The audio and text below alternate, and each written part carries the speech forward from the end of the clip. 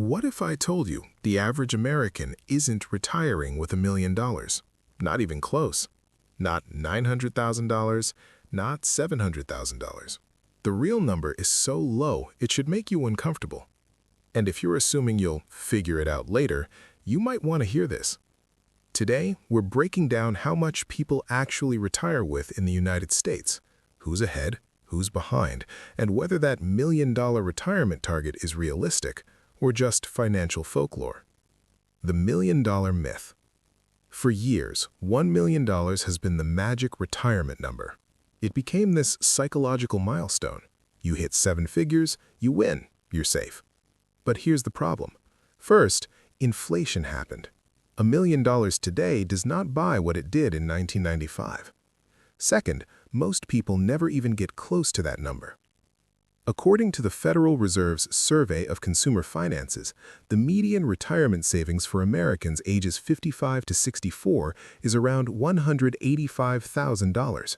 For ages 65 to 74, roughly $200,000. That's the middle. Half have less than that. So when someone casually says, you need $1 million to retire, understand that statistically speaking, the majority of Americans are nowhere near that target. What does $200,000 in retirement actually mean? Let's be blunt. If someone retires with $200,000 and follows the traditional 4% withdrawal rule, that's $8,000 per year from savings. $8,000. Now add in the average Social Security benefit, which in 2025 is roughly $1,900 to $2,000 per month, or about $24,000 per year. So total income would sit around $32,000 annually before taxes. Can someone survive on that? Yes. Is that comfortable in most parts of America?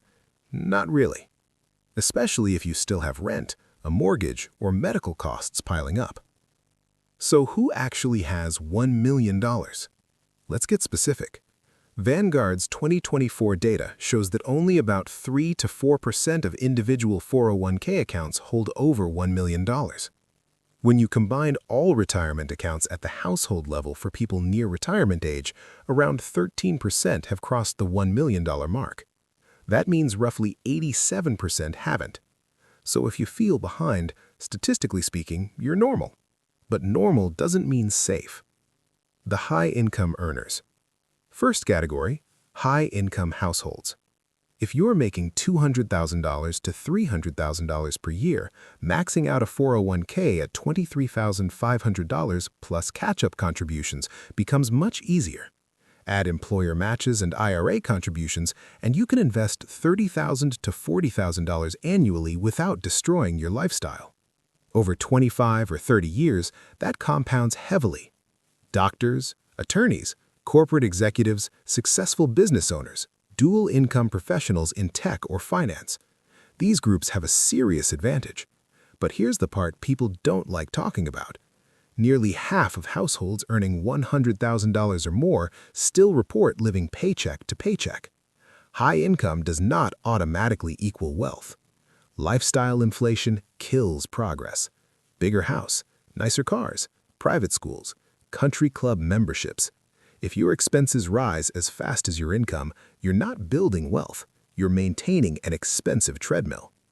The early starters. This group isn't always high income, they just started early. Let's run the math. If someone invests $600 a month starting at age 25 and earns an average 7% annual return, by age 55, they'll have roughly $730,000. Start at 35 instead of 25? That drops drastically. The first decade matters more than people think. Compound interest is ruthless. It rewards patience and punishes procrastination. Starting 10 years earlier can literally double the outcome. Most people delay investing because retirement feels abstract in their 20s. By the time it feels urgent, they've lost compounding time they can never recover. The inheritance advantage. Not everyone starts at zero. Roughly 20% of households report receiving some form of inheritance. The median inheritance isn't massive, around $70,000. But here's the real edge. No student loans, paid-off education, help with a first home down payment. The average student loan debt sits around $30,000 for undergrads and often far more for graduate degrees. Avoiding that burden can free up thousands per year for investing. Over decades, that gap widens dramatically. Merit matters, effort matters, but starting position matters too. The Frugal Builders. This is the most underrated group. These are people earning average incomes. The U.S. median household income sits around $80,000. They drive paid-off cars. They avoid high-interest debt. They cook at home more often than not. They invest 15 to 20% consistently. Research shows the average American saves 4 to 5% of income.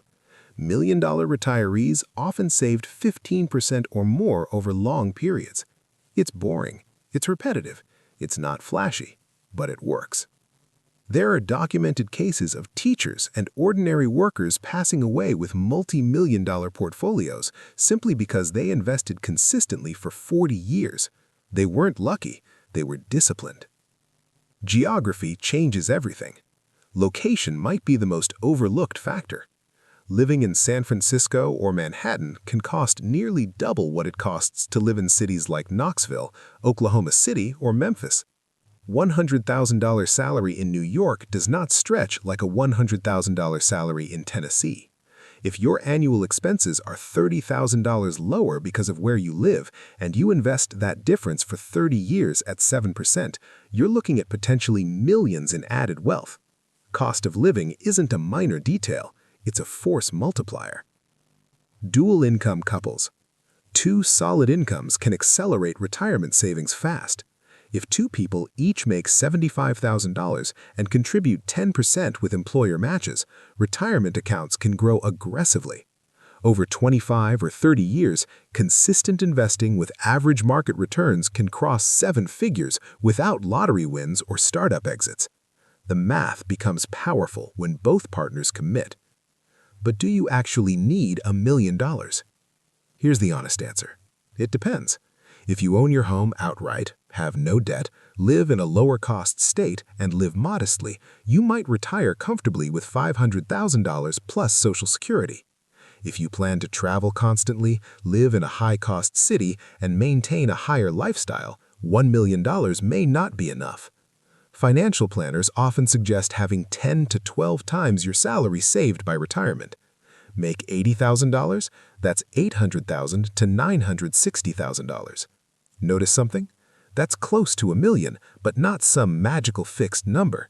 Your retirement number is personal, but pretending you don't need a target at all is reckless. The biggest threat isn't low returns. It's not market crashes. It's inactivity. Most people don't run the numbers. They guess. They assume Social Security will handle it. They assume they'll work forever. They assume something will work out. Hope is not a plan. If you want to realistically build towards retirement security, get your employer match. That's free money. Increase savings every time you get a raise. Use low-cost index funds. Expense ratios matter over decades. Avoid high-interest debt. Credit card rates above 20% erase gains. Build a 3 to 6 month emergency fund. Start earlier than feels necessary. None of this is exciting. Nobody is making viral dance videos about maxing out a Roth IRA. But this is how wealth is built. Slowly, intentionally, repeatedly. Final reality check. The average American is retiring around $200,000 in savings. That's not a scare tactic. That's data. Some people are fine with that because their costs are low. Others will struggle. The question isn't whether the average is good or bad. The question is simple. Are you building towards a number that actually matches the life you want? If not, adjust now, not later, because later compounds faster than you think. I'll see you in the next one.